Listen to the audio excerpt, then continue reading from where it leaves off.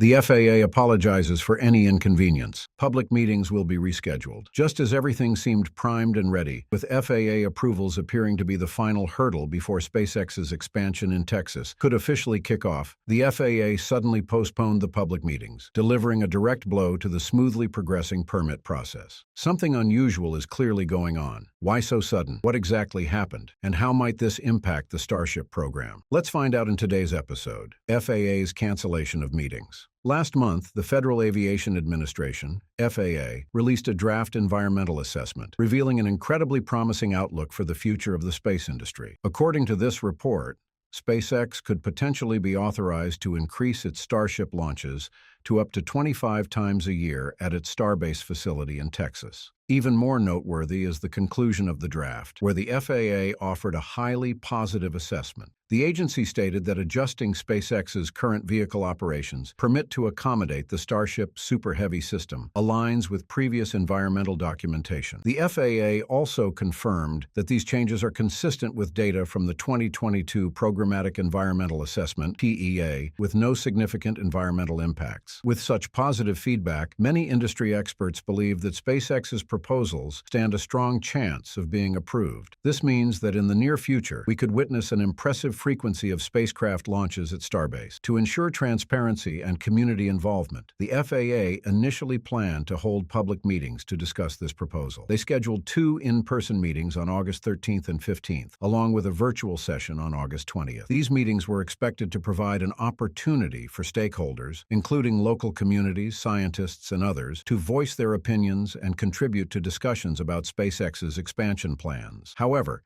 in an unexpected twist, the FAA abruptly announced the cancellation of these sessions without providing any official explanation. This decision has sparked speculation and concern within the space community. Some believe that technical or legal issues may have arisen that need to be addressed before public discussions can proceed. Others worry that the cancellations could signal larger challenges facing SpaceX's expansion efforts. This development seems to be connected to a fresh wave of criticism SpaceX is facing regarding environmental concerns. Recently, a striking article from CNBC leveled serious allegations against SpaceX for violating wastewater regulations at its Starbase facility in Boca Chica, Texas. With the alarming headline, "SpaceX repeatedly polluted waters in Texas this year," regulators found, the report accuses SpaceX of environmental violation, specifically discharging polluted water into nearby bodies of water at Starbase. These violations were highlighted by the Texas Commission on Environmental Quality, TCEQ, focusing on SpaceX's water deluge system used during Starship launches and tests, the company's ambitious project to send humans to Mars. The TCEQ alleges that SpaceX bypassed mandatory permitting processes for wastewater discharge, raising concerns that the company may be releasing untreated water into the environment, potentially harming the local ecosystem. These violations are said to have occurred over several years, leading to questions about how the FAA has managed this issue during the permitting process for SpaceX. In a rather striking detail from SpaceX's 483-page permit application, the journalists have raised serious concerns about the extremely high mercury levels in the wastewater, reportedly exceeding acceptable water quality standards by more than 56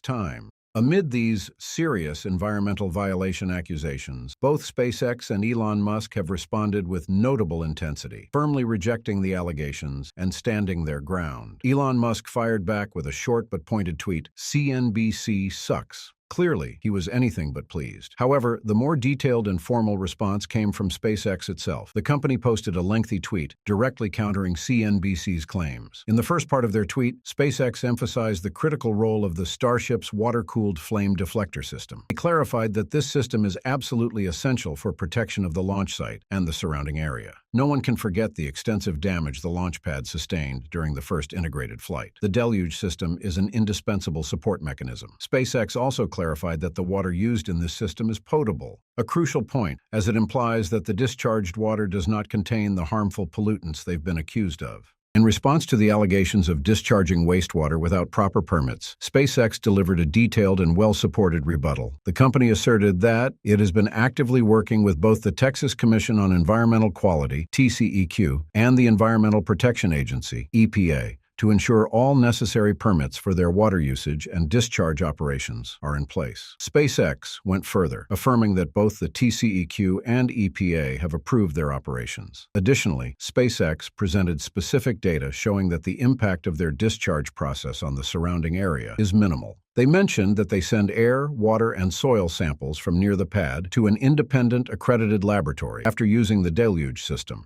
So far, these tests have shown negligible traces of any contaminants. This clearly demonstrates that the company isn't just relying on words, but also has scientific evidence to back up its claims. So why is SpaceX so furious? Okay, let's tear this apart. SpaceX's angry response to the CNBC article wasn't just a knee-jerk reaction. It was the result of a series of serious errors in reporting and data interpretation. This article not only showcased a significant lack of understanding regarding SpaceX's operations, but can also be seen as a prime example of misinformation spread by the media. One of the most striking claims in the article, and the main source of controversy, is the mention of an alarmingly high mercury concentration in SpaceX's wastewater. The report cites a figure from SpaceX's July permit application under the Specific Testing Requirements section, which states that mercury levels at one discharge point were 113 micrograms per liter. This figure immediately raised eyebrows and sparked concern, especially when compared to the allowable mercury concentration in water, which is typically around 2 micrograms per liter. But where on earth did all this mercury come from? First and foremost, SpaceX's Starship project does not use mercury at any stage of its development or operations. This is a basic fact that any journalist could easily verify with a quick check.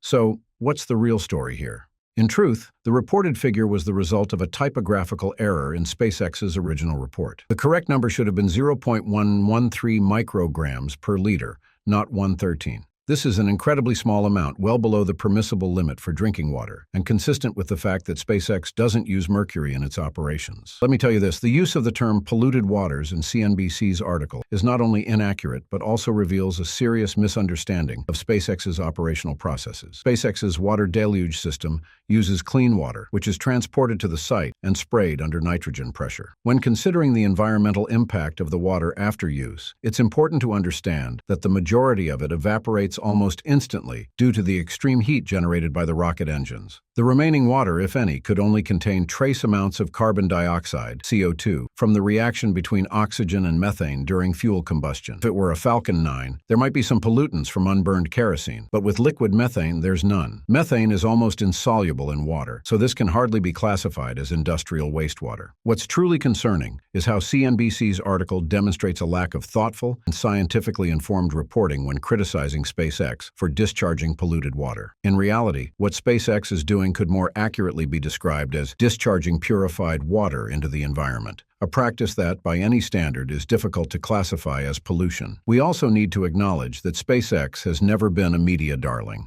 For instance, when NASA launched the space shuttle in the past, they used millions of gallons of water, which indeed became polluted with substances like ammonium perchlorate, aluminum powder, and PBN. These substances have a far greater environmental impact than the methane and oxygen used in SpaceX's Starship. Yet the use of these materials in NASA's missions didn't spark the same level of public outcry that SpaceX is currently facing. This inconsistency in reporting and public reaction highlights critical issues such as scientific illiteracy, bias against private companies, sensationalism in media coverage, and a lack of historical comparison. Despite ongoing debates about the accuracy of the environmental report, it seems that this controversy has indeed caused some setbacks and delays for the FAA's scheduled meetings. According to CNBC, the situation became more complicated after Starship's first test flight, which left the launch pad severely damaged. In response to this incident, SpaceX quickly began rebuilding the launch pad and installing a new water deluge system to deflect flames. However, it appears that in their rush, SpaceX may have overlooked some crucial permitting procedures. CNBC reports that about a month after SpaceX conducted a full pressure test of the new system in July 2023, the EPA requested additional details from the company regarding wastewater discharge.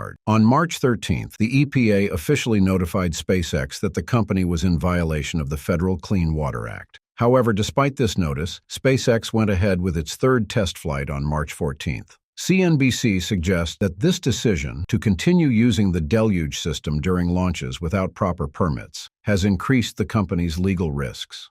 Ultimately, after receiving the notice from the EPA, SpaceX did apply for the necessary permits. However, according to CNBC, this application came more than 100 days after the initial notice from the regulatory body. In summary, while SpaceX certainly isn't discharging harmful wastewater into the environment, there remain questions and uncertainties about their permit process for using the deluge system. It seems they may need to clarify this with regulatory agencies. Hopefully, an agreement between SpaceX and the authorities, including the FAA, will be reached swiftly to avoid further delays for the Starship project and the upcoming 5th launch. All right, that's it for today.